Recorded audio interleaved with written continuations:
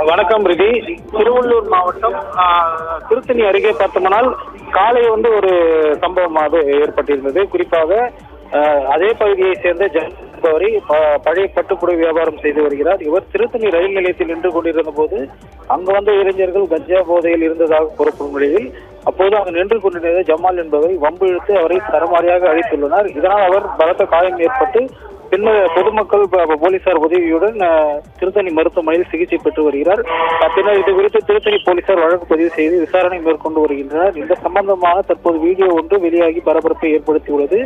அங்கு ஜமால் என்பவர் அந்த திருத்தணி ரயில்வே நிலையத்தில் அங்கு உள்ள ஒரு கர்த்தூனை பிடித்துக் கொண்டு நின்று கொண்டிருப்பதும் அங்கு வரும் இளைஞர்கள் போதையில் அவரிடம் வேண்டும் என்று ஒம்பிழுத்து அவரை தாக்கும் வீடியோ காட்சிகள் தற்போது வெளியாகி அதிர்ச்சியை ஏற்படுத்தியுள்ளது.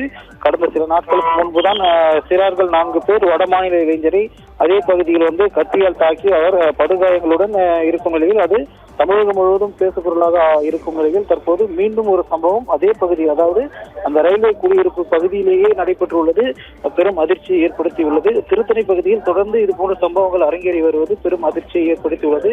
காவல்துறையினர் உரிய முறையில் ரோந்து பணிகள் செல்ல வேண்டும் என்று ஒரு கோரிக்கையும் விடுக்கப்பட்டுள்ளது.